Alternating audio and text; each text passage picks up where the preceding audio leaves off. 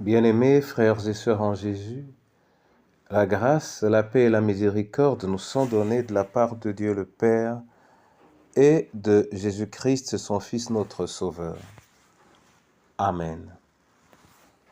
Pour notre méditation de ce jour, nous allons lire dans le livre, l'épître de Paul aux Romains au chapitre 10, les versets 6 à 10. Avant cette lecture, nous chantons la première strophe du cantique 123, chant de victoire, ô jour heureux, jour de bonheur.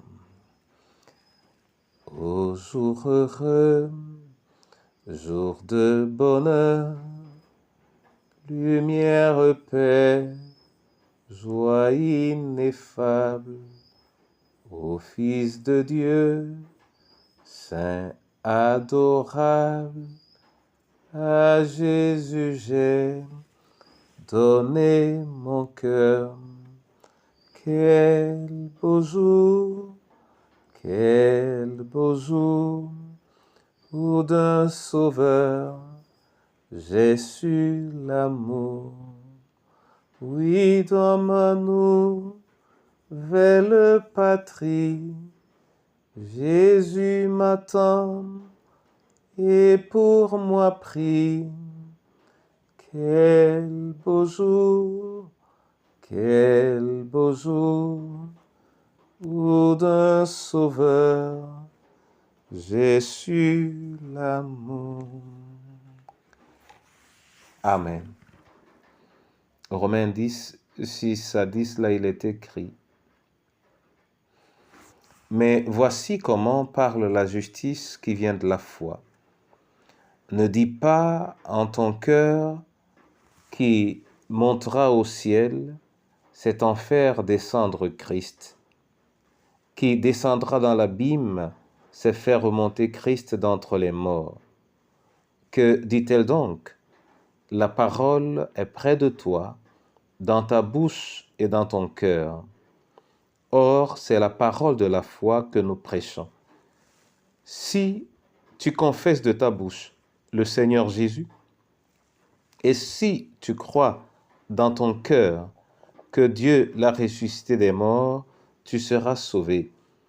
Car c'est en croyant du cœur qu'on parvient à la justice, et c'est en confessant de la bouche qu'on parvient au salut. Amen. Bien-aimés frères et sœurs en Jésus, cette portion de la parole s'intéresse à notre salut. Et pour cela, il fait intervenir la justice et la foi. À travers ces différentes explications ou détails, nous reconnaissons de manière assez simple que le cœur est le socle de la foi. En réalité, en prenant le verset 9, on nous dit: si tu confesses de ta bouche le Seigneur Jésus, et si tu crois dans ton cœur que Dieu l'a ressuscité des morts, tu seras sauvé. Nous savons que nous sommes sauvés par la foi, et nous savons également que lorsque nous disons nous croyons, c'est notre cœur qui croit.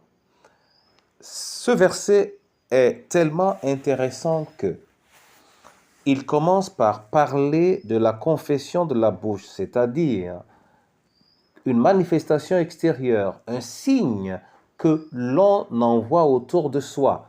N'importe qui peut dire « je crois en Jésus ». Mais on ne peut pas se limiter à confesser de la bouche.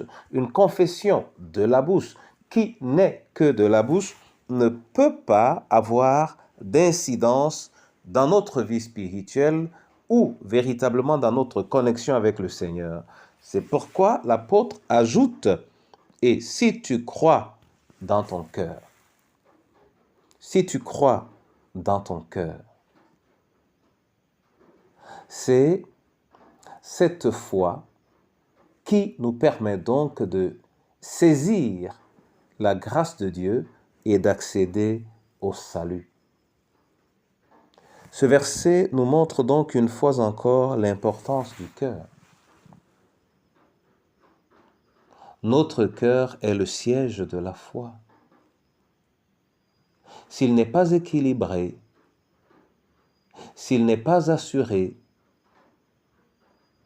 s'il n'est pas déterminé, s'il n'est pas convaincu, il n'y a pas non plus de foi.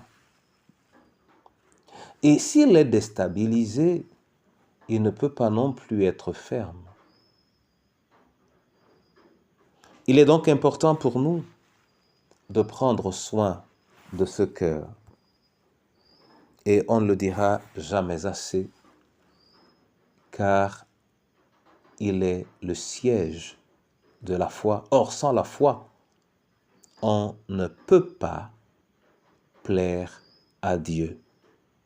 Que l'Éternel lui-même bénisse sa parole, qu'il bénisse ce jour et qu'il nous bénisse dans le précieux nom de Jésus. Amen. Père, je veux te rendre grâce en ce jour particulier qui me donne un élément supplémentaire pour que je sache prendre soin de mon cœur. En effet, il est le siège de la foi et c'est à travers la foi que je peux te plaire et que je peux être connecté à toi. Viens donc me soutenir dans mon effort d'en prendre soin et surtout, viens affermir ma foi. Je veux te présenter les veuves, veufs et orphelins. Accorde-leur davantage de foi. Je veux te présenter nos différentes familles. Donne-nous de vivre dans la foi. Et à ton Église, Seigneur, que ton regard s'abaisse et qu'il épanouisse les cœurs de ton peuple. C'est toi, notre Dieu, que cette Église soit une famille de ceux qui croient véritablement en toi et qui fondent leur avenir uniquement sur toi. Je t'ai ainsi prié dans le précieux nom de notre Seigneur et Sauveur, Jésus-Christ. Amen.